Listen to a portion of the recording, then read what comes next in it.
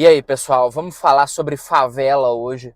Eu vi no Twitter esses dias vários memes mostrando favelas sendo revitalizadas com inteligência artificial, até o ponto de parecerem uma vilazinha na Riviera Francesa, tá? Eu vi também várias fotos de regiões que foram parte de projeto habitacional do governo, mas que depois a própria população foi lá e favelizou de novo. Resumindo, tem muita gente falando sobre esse tema, sobre a precariedade, a falta de saneamento, a falta de segurança, mas também o problema estético dessas invasões. O fato de que as nossas cidades elas ficam parecendo, né, que somos um país subsaariano por causa dessas favelas, por causa dessas invasões. O que acontece? Você vai em qualquer grande metrópole do Brasil, nas menores também, mas vamos focar nas grandes. E se você andar 2 quilômetros em qualquer direção, você vai encontrar uma habitação irregular, uma favela, a verdadeira imundícia, o esgoto sendo jogado na rua, a céu aberto. Além disso, é aquela estética terrível, sabe, da parede da alvenaria sem reboco, aquela coisa feia, aquela coisa desagradável, aquela coisa deprimente. Não tem árvore, não tem verde, não tem arte, são só caixotes empilhados, feios, extremamente desagradáveis. Bom, eu queria falar com vocês o seguinte: eu realmente fiquei estarrecido quando eu descobri como que funciona uma favela, uma ocupação irregular. Eu devia ter uns 13 para 14 anos, talvez 15. E aí eu estava viajando de carro, né, com meu pai. Eu não dirigia quando eu tinha 14 anos. Isso mudou alguns meses depois, né, mas eu não dirigia quando eu tinha 14. E aí ele estava reclamando da ocupação irregular do lado da BR, eu acho que é a 381, não sei, não importa. Mas ele estava reclamando das casas construídas a 1 milímetro da pista. A casa em que a pessoa, se abrir a porta, ela bate no seu carro. A porta bate no seu carro se a pessoa abrir a porta de casa. E ele estava falando que isso aqui não é possível, porque não pode construir do lado da rodovia. E eu do lado, olhando assim, eu falando, pera, né? Eu estava do lado, olhando aquele cenário, ouvindo que não se pode construir do lado da rodovia, mas estava construído lá a merda da casa. E não era uma, eram dezenas. Mas elas se aglomeram, tudo se torna, né, como se fosse uma espécie de, né, uma espécie de mal arquitetônico que se espalha, sabe? Uma infecção arquitetônica se espalhando e comendo o espaço nas vias. Bom, eu tava vendo lá, tava a porcaria da casa lá, que não era para estar lá, e meu pai dizendo, não pode construir aí. Eu falei, tá, mas ele construiu.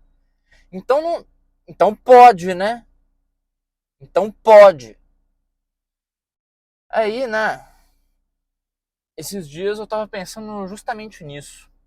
Porque eu, né, quando eu tô indo, né, andando por aí, eu vejo vários terrenos legais, tá? Tem numa montanha, por exemplo, ali um lugar que eu adoraria construir uma casa. Ia custar aí uma grana só para fazer a fundação, né, na encosta da montanha. Aí eu pensei, caramba, eu vou ocupar um terreno.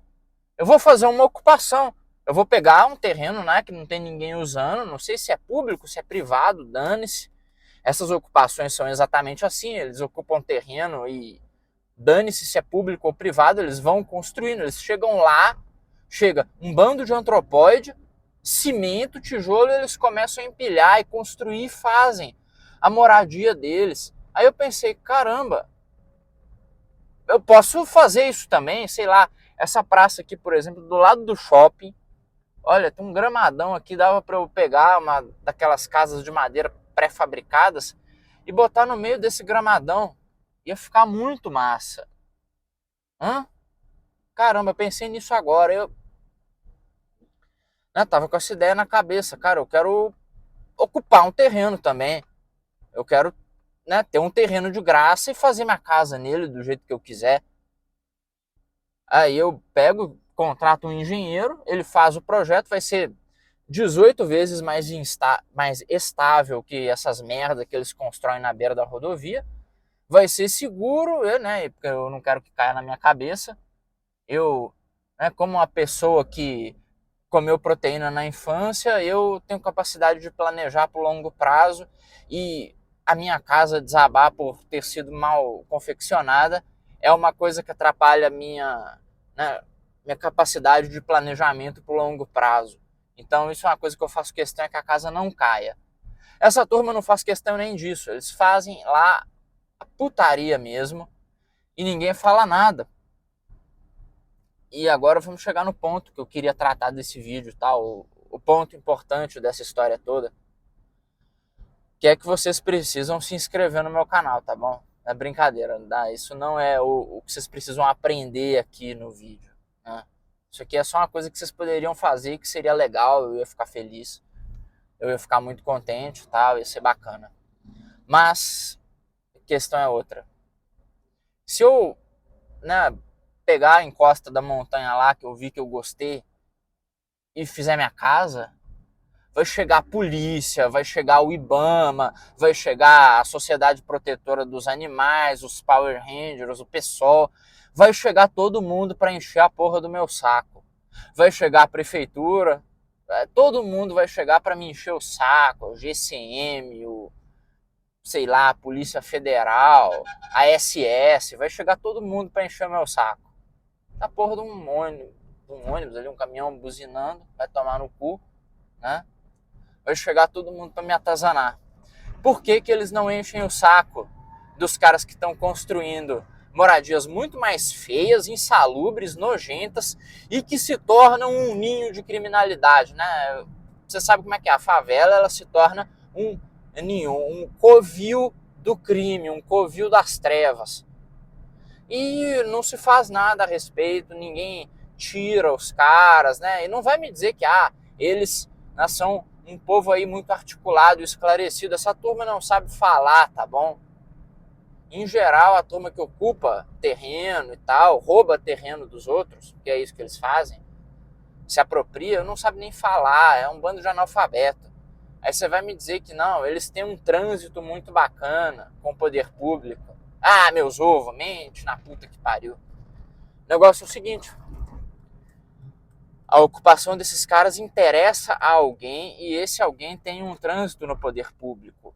Um trânsito tal que nós não temos um ordenamento jurídico valendo para todo mundo no Brasil. O ordenamento jurídico que vale para mim é aquele que tem IPTU, que tem habite-se, que tem certificado não sei do que da puta que pariu, que eu tenho que ficar pagando um monte de coisa. Tá? Esse é o código que vale para mim, é o regime jurídico que vale para o Ivan, provavelmente que vale para você que está assistindo. Aí você tem o regime jurídico que vale para quem ocupa terreno, para quem rouba terreno dos outros.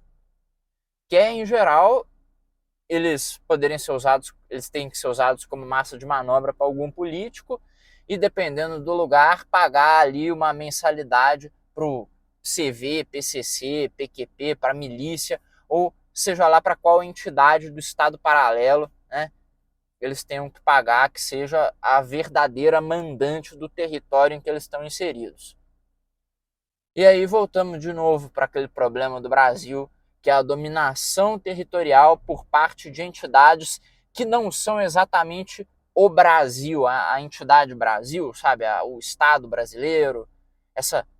Vamos começar, né, pelo fato que o Estado brasileiro, ele na verdade é um ajuntamento de interesses perversos e satânicos de um bando de filha da puta, né? Não é realmente um Estado que tem como finalidade garantir o bem-estar do povo. Né, se a gente for decompondo esse problema, a gente vai ter até dúvida se existe mesmo um povo brasileiro.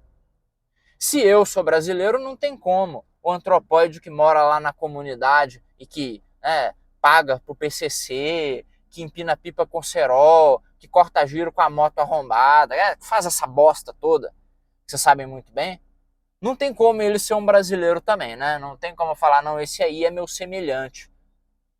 O cara que fica de fuzil e radinho em cima lá da laje, ou então que é conivente com isso, né? Ou que foi lá e invadiu um local.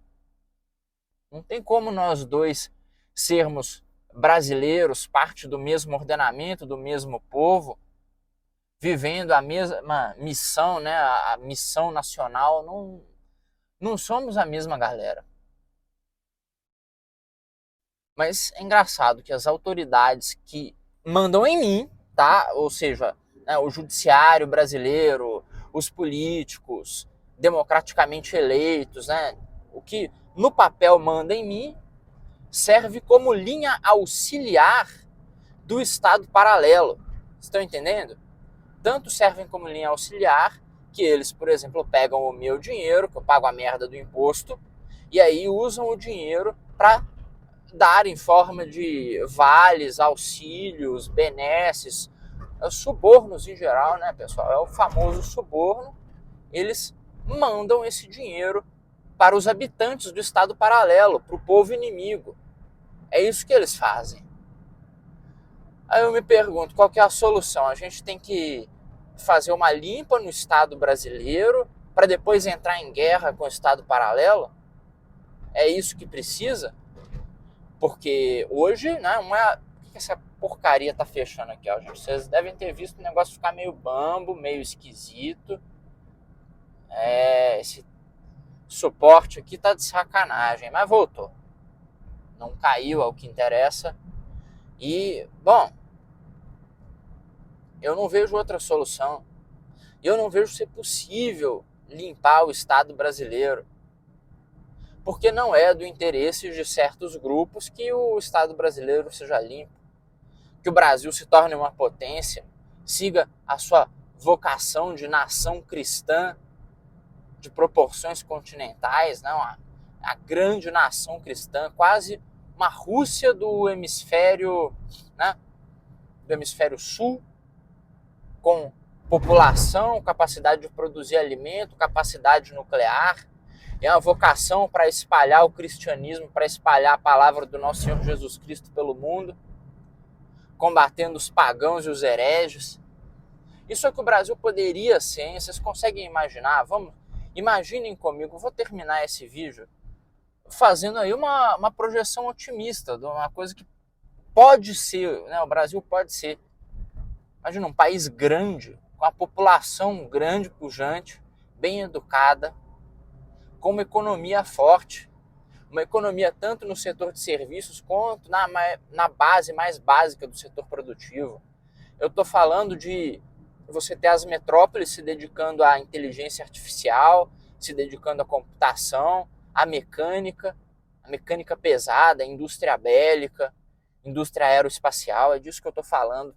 Imagina, nas grandes metrópoles mesmo, você ter São Paulo, Rio de Janeiro, Belo Horizonte, Curitiba, Recife, servindo como polos de tecnologia e de conhecimento, e o interior do país produzindo cultura, produzindo arte, como a gente já produz, ganhando muito com turismo, porque o Brasil é um dos países com a vocação turística mais subaproveitada do mundo e com uma das maiores do mundo também, porque nós temos tudo aqui. Se você quiser visitar alguma coisa legal, você acha em qualquer canto do Brasil, são cidades históricas, maravilhas naturais.